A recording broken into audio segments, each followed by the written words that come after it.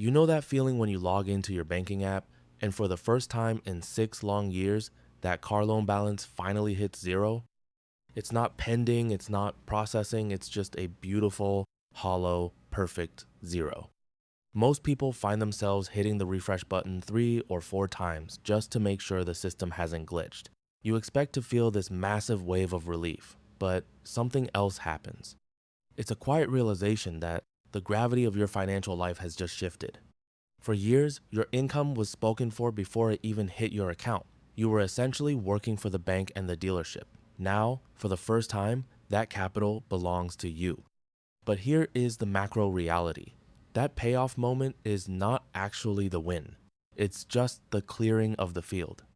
The real victory, or the total collapse of your long-term wealth, is decided in the 30 days immediately following that final payment. The massive gap between the wealthy and the middle class isn't just about how much they earn, it's about how they handle found money. Imagine two people in the same city, making the exact same $80,000 salary, both driving the same mid-sized SUV, they both just finished their last car payment of $750. Person A treats that zero balance like a finish line. They celebrate by going out to a fancy dinner, and within 3 months, they're back at the dealership looking for a reasonable upgrade because they've earned it. Person B treats that zero like a starting gun. They understand that they have just reclaimed a massive chunk of their monthly cash flow, and they immediately redirect it into an asset that grows instead of one that rusts. 20 years from now, these two people will live in completely different worlds. The difference isn't talent or luck. It's a single structural decision made in that 1 month window where most people blow their chance at compounding. To understand why this moment is so critical, we have to look at the macro scale of the problem. Americans are currently drowning in nearly $1.8 trillion of auto loan debt. Let that sink in. Car debt has officially surpassed student loan debt in this country. We have become a nation that prioritizes the metal we sit in over the education of our children or the security of our retirement. We're talking about 100 million people carrying active loans that now stretch out to 69 or even 84 months. That's 7 years of payments on a machine that starts losing value the second you drive it off the lot. We've normalized the idea of a mini mortgage for a depreciating asset. From a macroeconomic perspective, the car payment has become the primary anchor, dragging down the wealth-building potential of the entire middle class. It is the single biggest leak in the household bucket that we've all been taught to ignore. Let's pull back the curtain on the monthly payment trap that dealerships use to keep you in this cycle. When you walk into that finance office, they never ask you, what is the total cost of this vehicle? Or how much interest are you willing to lose over the next decade? No, they ask one very specific, very dangerous question. What monthly payment works for your budget? It's a brilliant piece of psychological engineering. If they can get you to focus on that $800 a month drip, they can hide the fact that you're signing away $55,000 for a car that will be worth maybe $15,000 by the time you actually own it. Most people are paying 18% interest on an asset that is already dropping in value by 15% a year. That is a double-ended destruction of wealth. We are a society that prioritizes the aesthetics of getting there over the reality of what we actually possess once we arrive. When that loan hits zero, you have effectively executed the largest structural spending cut your household will ever see. You've just freed up $700, $800, maybe even $1,000 of monthly capital. This is where the opportunity cost math becomes staggering. Most people have never actually sat down to see what a car payment is worth if it were invested in the global markets instead of a leather interior. Historically, the S&P 500 has returned about 10% annually over the long term. If you take that $750 car payment and move it into a simple, low-cost index fund, the numbers become life-changing. In just 5 years, you're looking at $57,000. In 10 years, that number hits $150,000. You only put in $90,000. The market gave you $60,000 just for showing up. This is the difference between owning a piece of the global economy and owning a piece of machinery that's currently leaking oil in your driveway. If you keep that discipline for 20 years, The portfolio hits $560,000. By year 30, we are talking about roughly $1.6 million. Let me repeat that, $1.6 million. Your total out-of-pocket contribution over those 3 decades was only about $270,000. The other $1.3 million was free money generated by the power of compounding. When you sign a new car lease or a new 7-2-month loan, you aren't just buying a vehicle. You are making a conscious decision to incinerate $1.3 million of your future self's net worth. That is the number that should be on the window sticker at the dealership. They don't tell you that the new car smell actually smells like a lost retirement. This is why the car payment is the silent killer of wealth. It's not the $800 that hurts you, it's the millions of dollars in gains that you never let happen. Debt doesn't just eat your wallet, it eats your brain. There's a fascinating study that tracked people who received unexpected debt relief. The researchers found that eliminating debt improved cognitive performance by about 25%. Think about that, 2 a.m. Feeling where you're lying awake, not exactly stressed, but your brain is running background math on your checking account balance versus your upcoming bills. That isn't just a personality trait, it's a cognitive tax.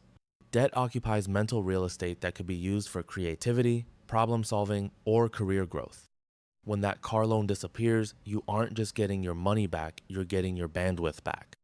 People with no debt make better decisions because they aren't operating in survival mode. They can think 10 years ahead because they aren't worried about the next 10 days. The reason most people fail to capitalize on this is a psychological phenomenon called mental accounting. When that $800 car payment stops leaving your account, it doesn't automatically feel like investment capital. It just sits there looking like extra spending money. Nobel laureate Richard Thaler showed that we treat money differently depending on which bucket it lands in. Because that $800 stays in your checking account, your brain classifies it as available income for lifestyle creep. Suddenly, you're ordering the more expensive appetizer, you're upgrading your Netflix tier, or you're buying a new phone you didn't need. Within 3 months, that $800 has vanished into a dozen tiny invisible holes. You feel like you have breathing room, but your net worth isn't moving an inch. You've traded financial freedom for a slightly nicer version of the same life. This is exactly when the comparison trap kicks in. You're at a stoplight in your 5-year-old car, and a brand new model pulls up next to you. Suddenly, your dashboard looks like a relic from the Stone Age. You notice the tiny rattle in your door panel that didn't bother you yesterday. Your brain begins a sophisticated negotiation. Well, I don't have a payment anymore, so I can afford a new one. Plus, the safety features are better now, right? This is the moment the dealership model is waiting for. They know that most people can only stand the clarity of being debt-free for about one oil change before they crave that hit of dopamine that comes with a new purchase. The entire automotive marketing industry is designed to make you feel like your car is a statement of your identity, rather than just a tool for transportation. Look at the data on trade-ins. 28% of people right now are trading in cars with negative equity. That means they owe more than the car is worth, so they roll that old debt into the new loan. They never actually made it to zero. They just saw the finish line and turned around to run the other way. These people are now paying an average of $940 a month because they're paying for 2 cars at once while only driving one. It's a cycle of performing wealth that keeps you structurally poor. In the macroeconomy, we are seeing a massive lifestyle divergence. One group of people is using their income to buy assets that pay them, while the other group is using their income to rent an appearance of success from a bank. Real wealth is surprisingly quiet. Thomas Stanley, who spent decades studying actual millionaires, found that 86% of luxury cars, the BMWs and Mercedes, are actually driven by non-millionaires. People who are truly wealthy don't feel the need to broadcast it through their monthly obligations. In fact, the most common car driven by households earning over $250,000 is a Toyota or a Ford. These people understand a fundamental macro rule. You don't build wealth by showing people how much money you had, you build it by keeping the money you have. The person in the $80,000 truck next to you isn't necessarily winning. Statistically, There's a 100% chance they have a massive payment and an 86% chance they aren't a millionaire. They are financing a lifestyle. You are building an empire. Now, let's talk about the macro investor's playbook for the post-payoff world. Step 1 is the insurance pivot. Most people don't realize that once the loan is gone, the bank no longer controls your insurance requirements. You've been paying for high premium, low deductible full coverage because the bank wanted their asset protected. Now, you have options. If your car is worth $6,000 and you're paying $1,200 a year for collision coverage, you're paying 20% of the car's value every year just to protect it. That's bad math. By dropping collision, keeping comprehensive for theft and weather, and raising your deductible, you can often save another $150 a month.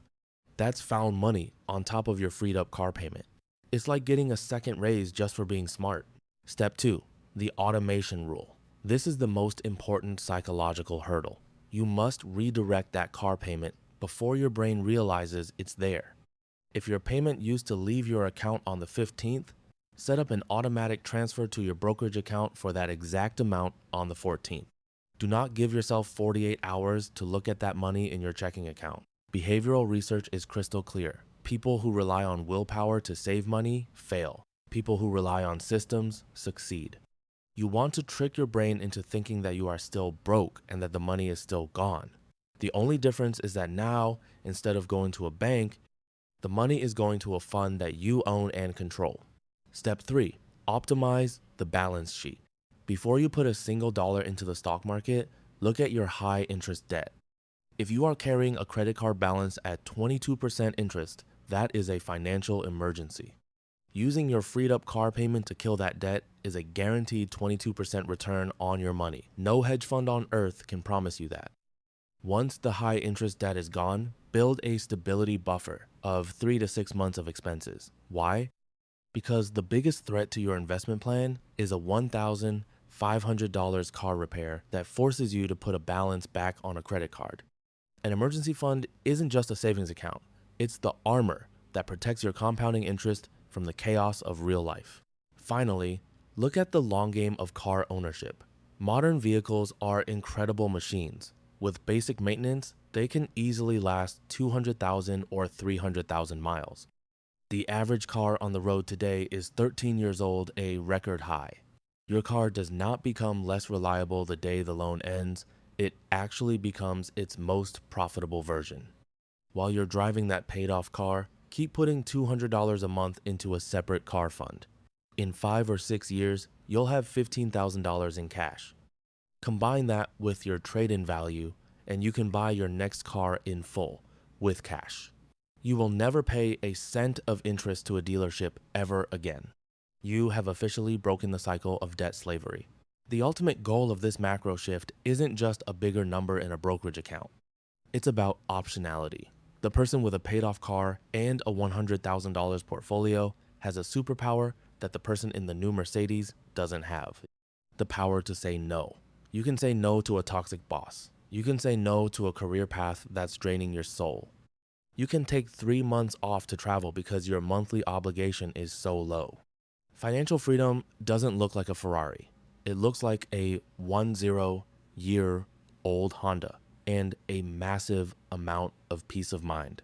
The person in the newer car isn't ahead of you. They are just financing a different set of choices, and those choices require them to keep grinding every single month just to stay level. We need to talk about the social cost of this strategy.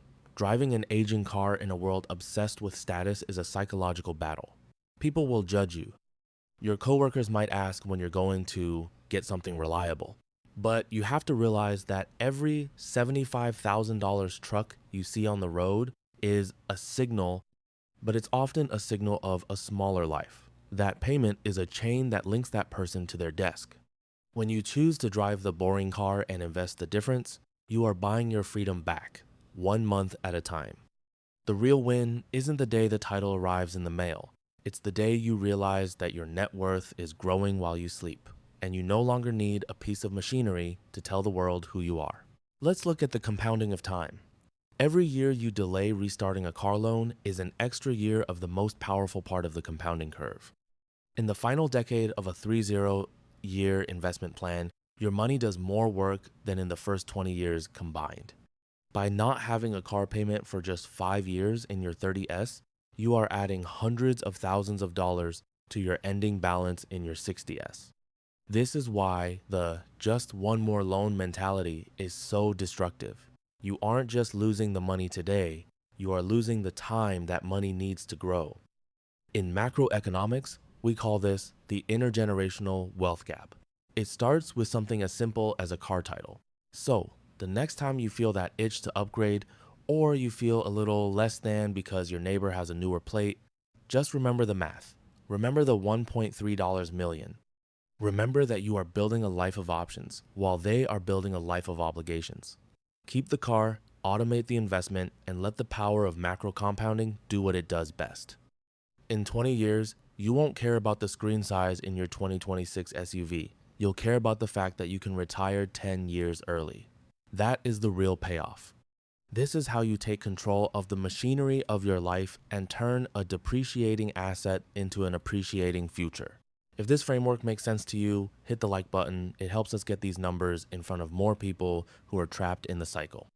Subscribe for more deep dives into the macro decisions that actually determine your wealth. We cover these kinds of pivots constantly, the ones that look ordinary in the moment but look enormous 20 years later. Remember, I'm not a financial advisor, but the patterns of wealth are unmistakable. You can either finance your neighbor's perception of you, or you can finance your own freedom. The choice starts in the next 30 days. Let's get to work.